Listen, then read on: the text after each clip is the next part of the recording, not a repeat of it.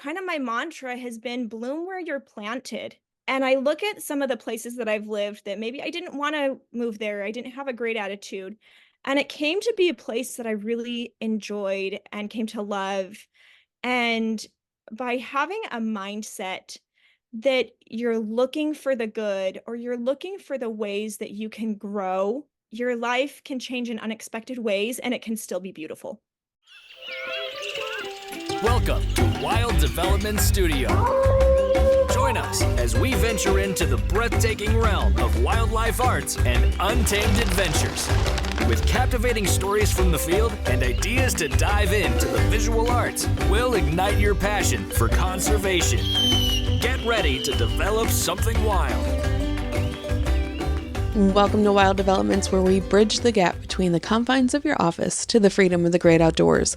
I'm your guide, Lauren, and today we're discussing the topic of running with Julia Manning. She is a passionate explorer who has driven through all 50 states, uncovering the beauty of America one road at a time. With a love for nature that began with running, Julia has created countless memories exploring the great outdoors with her kids.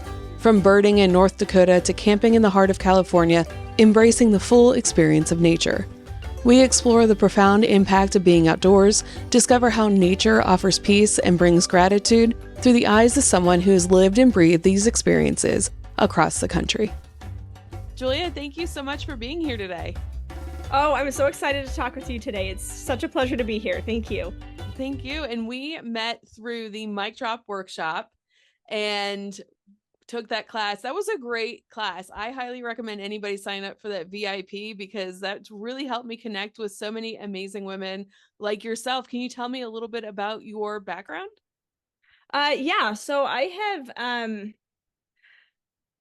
managed to live a whole lot of places all over the country, mostly traveling for graduate school with my husband at the time, and just life took us all over the place, and we have been able to do some amazing things. And I feel like I've had to develop a lot of resilience, and my kids as well. We've had to just learn to adjust to new surroundings and get used to new places and really take advantage of wherever we move to make the most of it.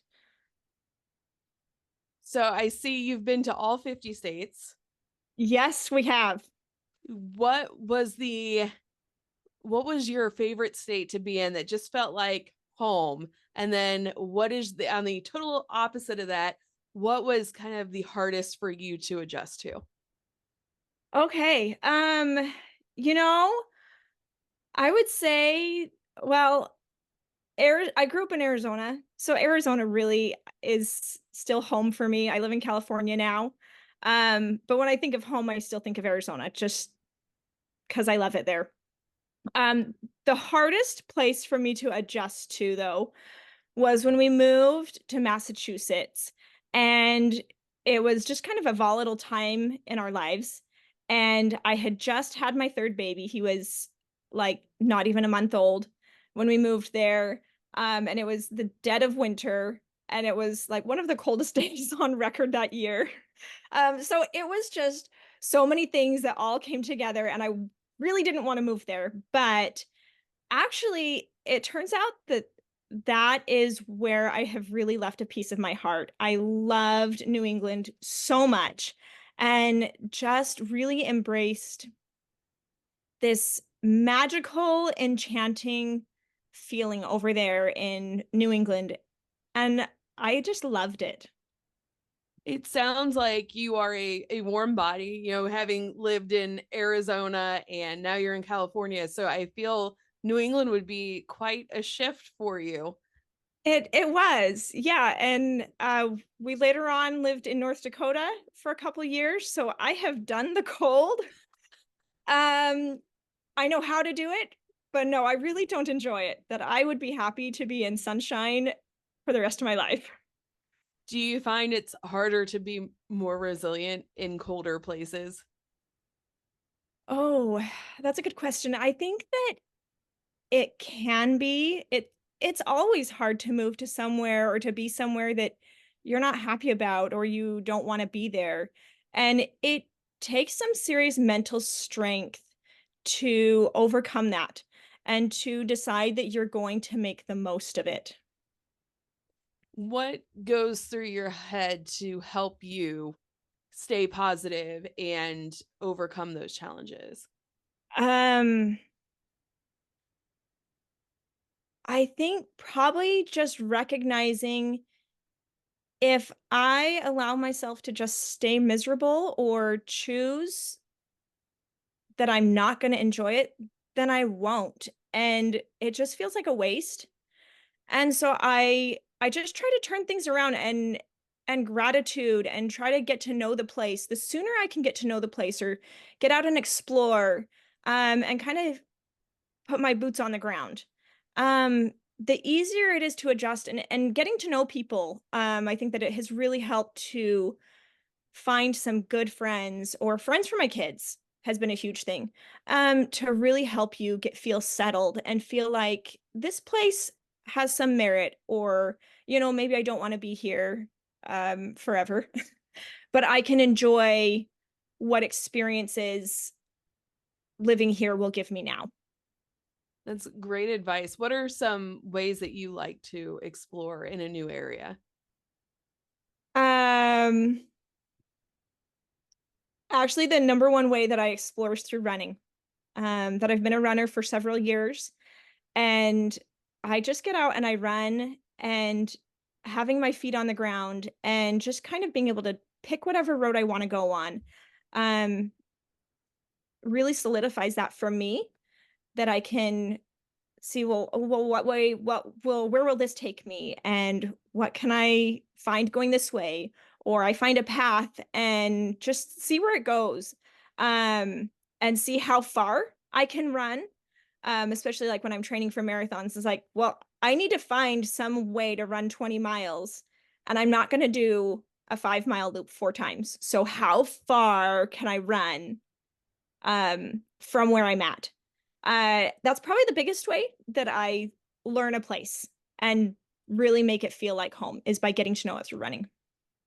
I find I'm the same way as you. I cannot run the same loop over and over. I have to find like something interesting to look at. Otherwise, I am like, no, this is no fun at all.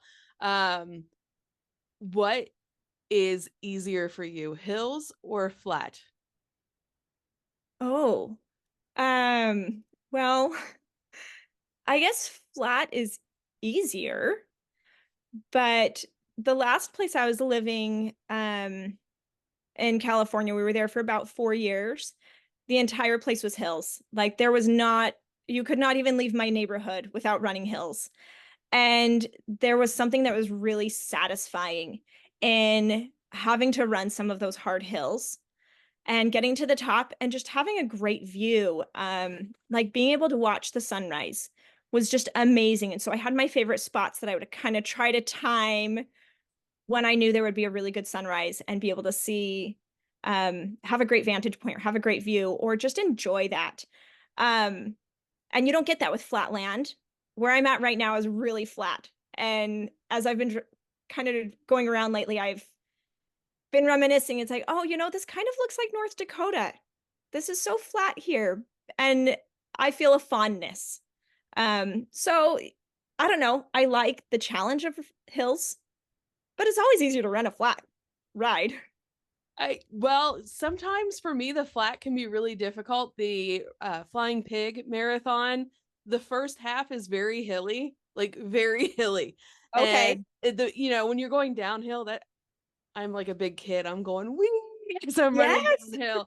And then the last half, it takes me several hours to do a marathon. So by the time I get to the flat part, it is the middle of the day. There are no trees, and it's just like, and you can see the city in the background, and you're like, I know I have to get there, and it looks so far away. So that flat has always been really difficult for me, but that's at the Flying Pig Marathon. I'm Well, that sure if sounds it was, yeah, I'm that's just sure it's just brutal. because there's no trees or whatever. Do you have a favorite marathon that you've done? I have done the Mesa Marathon in Arizona. I think I've done it 4 or 5 times now. And I mean, partially just because it's home. And so it's a nice excuse to go home. And I run through neighborhoods that I grew up in and see people from growing up, and that it makes it extra special to me. But I do also believe it is such a good marathon. It's so well put together, and the crowd really comes out and supports you.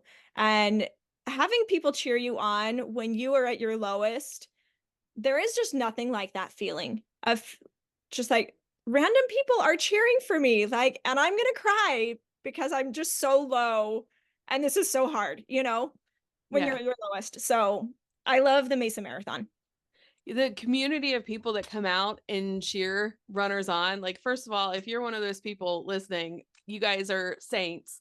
And the running community in general is just an amazing group of people. Like, I had one, it was a half marathon that I did, and my leg was hurting me and I was limping, I was crying. I thought in the last mile I was going to have to tap out. There was a woman that grabbed me by the arm and put my arm around her shoulder and walked me to the finish line. And then as soon as I crossed the finish line, found my family, she disappeared. She was like my guardian angel. Like, it's just the most amazing group of people, because everybody, it's not really, I mean, it can be competitive, but a lot of times everybody's cheering each other on and helping each other out. Do you have a running group or anything that you practice with? I don't right now. I moved to where I'm at just about it's about been 9 months, and I have not found my running group yet. And sometimes places I've lived, I've had running groups, and I have done lots and lots of miles running on my own too. So I can do both. It's always nice to have a group because I won't run at night, like just safety reasons or in the dark in the early in the morning. And so when I don't have a group, I feel very limited. Um, just because I want to be safe. And so I would like to find a group because it opens up I love the conversations and I love the community of runners. Um, and they're really wonderful. I just haven't found it yet. So You will. I'll get there. Yes. Do you have a favorite piece of running equipment? um, Favorite piece. My Garmin watch, just a runner's watch. That's what I use. And I have become pretty bare bones. There was a few marathons ago that I overheard some women talking that looked like they were pretty dang fast runners. And they're like, oh, yeah, you can always pick out the slower runners because they have all of this gear on them. And I looked down at myself as like, oh, like I have my running belt and I have my, my hydration belt with all my own water and things like that. And I felt very self-conscious. And after that, it was like, you know what? Maybe I'm still not a super fast runner. But it's like maybe I really can run with a little bit less stuff on me. And so it impacted me to hear them say that. So now like my best friend is my watch. Okay. Did not know that about. I'm gonna have to rethink all of my things that I have on me, because I'm like, I have to have my waterproof jacket, and my hat is my go-to item Okay. because I don't like sunglasses because they bounce around. So the hat keeps out the sun. It also keeps out the rain if it's raining. Um, but yeah, and I got my running belt and my my pack with my water. So yeah, I'm gonna have to try and pair it I out. don't know. I guess it depends on whether you care about someone's opinion or not. And I'd like to think I don't, but in that moment I did. Yeah. That's interesting. And you find it's been fine without all the stuff? It has, especially like when you're doing a really good race that has good water stations, it really is enough.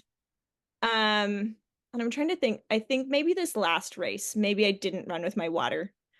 But like if I'm running a 20 miler by myself and there's not going to be water stations, yeah, of course I'm going to have to run with my hydration belt just so I have what I need. Hmm. Otherwise, it's like, where am I going to get water? Where am I going to, I need my nutrition. So, um, you know, I still have stuff that I keep on me, kind of depending on the day. Yeah. I always take for granted that, oh, they're going to have water stations. We did me and my friend, a half marathon in Nashville, and it was the first one of its kind. And they didn't have enough support. and there was just a table with a bunch of jugs, and the cups weren't even set out. And people are like, what do we do? This was like at mile 3. So I'm like, screw it. And I grabbed a jug and I opened it up and I'm drinking from it because I'm like, I have to drink something. And then Oh the yeah. entire rest of the race, there was no water. I mean, there was one woman that fell out and had to be taken away in an ambulance because it was in September in Nashville. It was hot. So water is definitely important, and you can't always count on the race, unfortunately. And I don't want to like end it on a negative point. My favorite race is the Run the Bluegrass in Lexington. And Okay. that is along a bunch of farms with horses, and they're running right alongside you, and it is absolutely beautiful. Do you have a dream location that you would love to do a marathon at? Oh, uh, well, I guess naturally probably the Boston. Since I lived in Boston and I did get to go cheer them on while we were there, a big group of friends would go and cheer on every year, and that was just so inspiring. Maybe someday I can run hard enough or fast enough to be able to make it to the Boston, but even just the energy that was there was so incredible as a what is the word I want? A spectator? Thank you, as a spectator. Yeah, that one. Cool. I am familiar with what happened a few years ago, and have kind of been keeping up with it, but I've never been to the Boston Marathon. That would be really cool to see. Yeah, you have to be pretty fast or get a special ticket from someone who has an in to be able to run it. So maybe someday I'll get there. Cool. Now, you talked a lot about resilience. Is that, and I didn't even ask you what your speech would be when you finally get up on stage after doing the mic drop workshop. What is your topic going to be? What are you passionate about getting the word out there to people? So for my topic or kind of my motivation idea, I really am passionate about, we talked about resilience, and I think that that is such an important thing, learning to find joy and to pick yourself back up and to just be grateful or find things that you can be positive to adjust to anything, any surrounding or any situation you're in. Um, I've kind of started working on, just the sketchings of a book. And just last fall, I was visiting some friends. We all met together in Montana and had an amazing weekend. We've been friends for about 10 or 12 years and live all over the country now. But we met together in Montana at a friend's ranch. And we were having a conversation around the campfire one night and just saying, what is something like you have learned in the last 10 years? Or, what's a way that you've grown or changed? And I didn't really have an answer. Um, and then later, it kind of came to me that night. And it was like, kind of my mantra has been bloom where you're planted, that you can live anywhere. There's so many times that it's like, I can do anything for so long, or I can do this for, so much time. And I look at some of the places that I've lived that maybe I didn't want to move there. I didn't have a great attitude. And it came to be a place that I really enjoyed and came to love. And by having a mindset that you're looking for the good or you're looking for the ways that you can grow, um, there's really beautiful things, and your life can change in unexpected ways and it can still be beautiful. Well, sign me up. I want to go to this talk. That sounds amazing. Oh, I thank you. That's really inspiring. And you're right. And I love that idea of always looking for ways to grow and continuing to bloom, and not just kind of accepting your fate and being miserable in it. That you can do something to change your outcome and you can find the joy no matter where you are. Because a lot of us, I know, go through really difficult times, and we have to learn to enjoy the journey. Otherwise, we're going to miss our entire lives. So, Yeah. Yeah. I had an experience just it was actually just about a year ago. I've was going through some really difficult personal challenges, and I really needed to mentally ground myself that I decided to go out for a hike. It's like I just need to go like be one with nature and really like reset my mental state. And so I left and I went on this hike that ended up being way longer than I planned on. Because I got a little bit lost at the end. But anyway, I thought I'm gonna go hike up to this top of this hill, and I'm gonna take my journal and just spend some time kind of resetting my mindset, or kind of writing things out for myself, trying to make sense and find a little bit of inner peace. And it was like, I'm going to do it right around sunset. This will be great. And there's supposed to be a swing at the top of this hill that I'd heard about that I wanted to go see. And so I had this whole plan like laid out. Um, and then as I hiked it and I got to the top, the swing was broken and I was crushed. It was so hard. It's like, oh, like I came all this way to find this swing. This is what I really needed right now. And then, just kind of meandered a little bit, hiked a little further. And it's like, well, at least I have the sunset. But it had been a kind of a cloudy day. And it was one of those days that you didn't know whether the clouds were going to make this sunset like amazing, or whether they were going to totally like ruin the sunset. And of course, it was one of those days that the sunset really wasn't that great. And so I just felt so crushed. It's like, here I had this amazing plan and these good things were going to happen. And it all fell to pieces. And as I sat there, like I still had my journal and kind of wrote some things out of my journal. And I just had this thought come to me. And I am a very spiritual person. And just had this idea that there are beautiful sunsets all the time. And there are beautiful moments in our life. Today just isn't yours, but yours will come. And I've had so much peace from that, that how could I have this really frustrating moment of feeling like everything all fell apart? And that happens in our lives, that things can all fall apart, and yet to still feel that inner peace and that moment of feeling like your moment will come, but it's not today. And that's okay. And so I've really had to carry that with me. And that has been so helpful to me as I have continued to work through some of the personal challenges I've had, to kind of figure things out and reset my life and kind of my course, and know good things are still yet to come. That sunset just hasn't, I'm still waiting for that good sunset, and I know it will come, and I can see other good things along the way.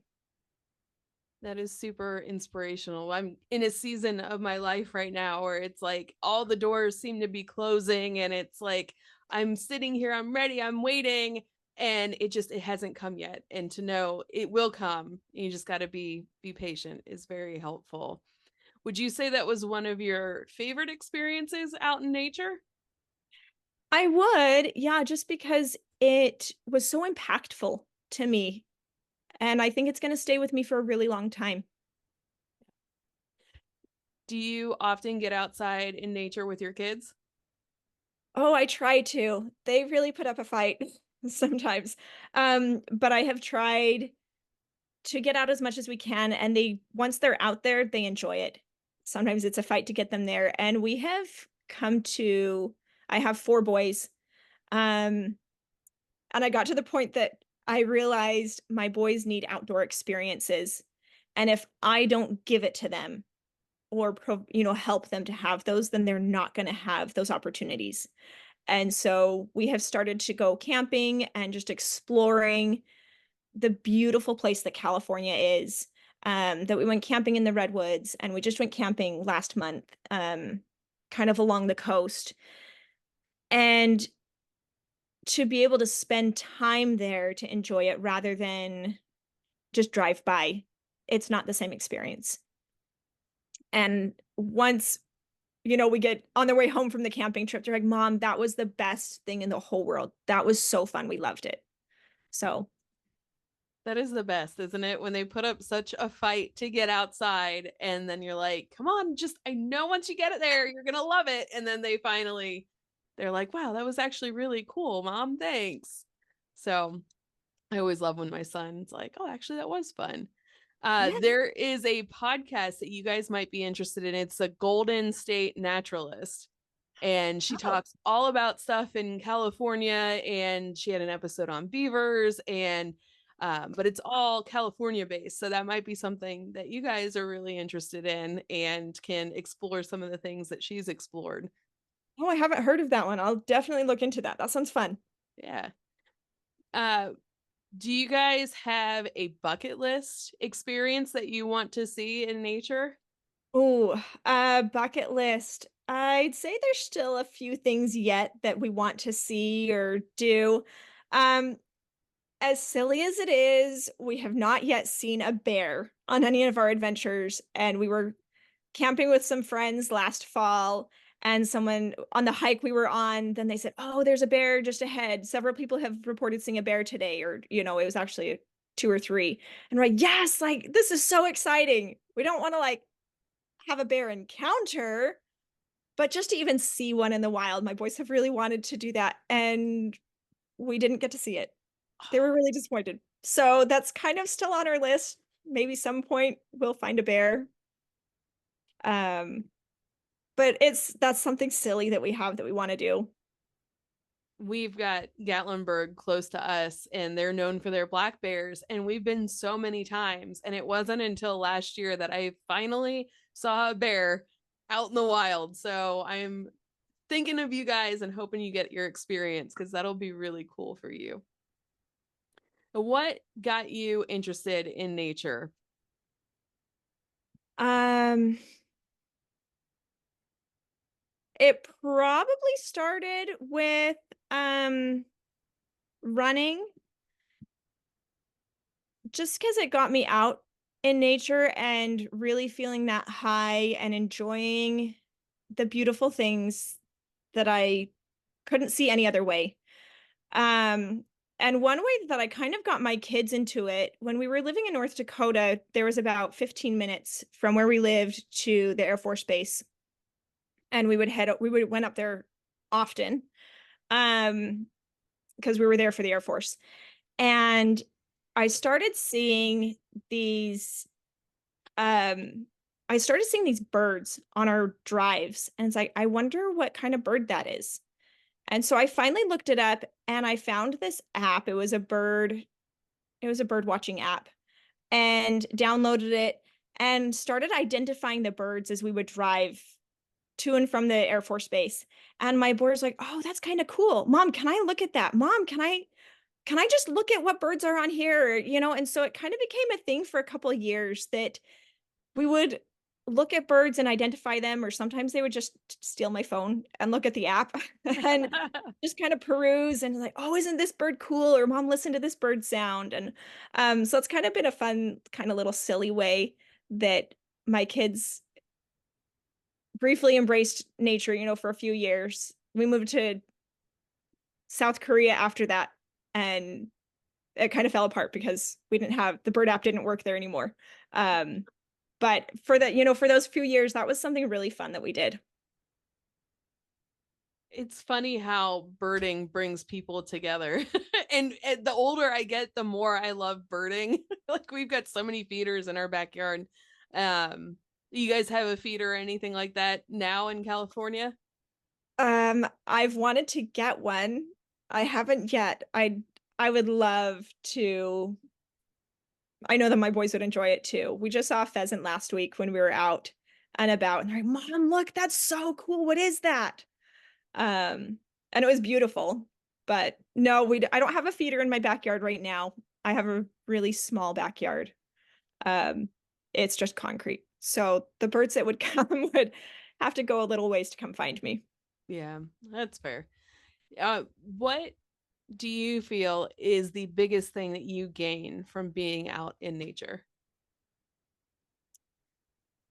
Um, Probably gratitude for the beautiful place that we live in and that there is beauty everywhere. And we're so blessed to be out and to find it. Um, and just the sense of peace. It really, I think, mentally can ground you, spending time in nature and just giving your mind space when you're out in space, that natural space. I think that it opens up and clears your mind as well. And that's been really rejuvenating. Now, do you have a website or someplace where people can find you? I do. They can find me online. I have my Instagram and probably on LinkedIn. Probably the best places to find me. Um, I don't have the website I have right now is really just for more personal. It's just for work, writing related things. So it'd be pretty boring, but probably my Instagram or LinkedIn would be the best. Cool. And I will tag all of those places, Instagram and LinkedIn in the show notes so people can find you and keep up to date and see if and when you do your public speaking. And before we go, do you have a tip for somebody that would like to connect or maybe reconnect with? My tip for reconnecting with nature, I would say don't take your phone with you. Just enjoy the time and don't go with an agenda. Sometimes just let your mind run free and allow it to um, take everything in. This is great advice. Thank you so much. Yeah, thank you so much. I really appreciate being on here today. Yes. And until next time, get outside and see what develops. Thanks for joining Wild Development Studio. We hope this exploration into the world of wildlife arts and adventure has sparked a desire to get outside and connect with something wild. If you have an adventure that's awe-inspiring, don't hesitate to share. Click the link in the description to submit your story to have it featured on our show or be a guest. Until next time, keep connecting to the wild and see what develops. The views, opinions, and statements expressed by individuals during Wild Development Studio productions do not necessarily reflect the views or opinions of Wild Development Studio or its affiliates. Participation in any activities, expeditions, or adventures discussed or promoted during our content may involve inherent risks. It is strongly advised that individuals conduct thorough research, seek professional guidance, and take all necessary precautions before engaging in any such activities. Wild Development Studio, its representatives, or employees shall not be held responsible for any injury, loss, damage, accident, or unforeseen incident that may occur as a result of participating in activities inspired by or discussed in our content. By choosing to engage with our content or act upon any information provided, individuals do so at their own risk and discretion.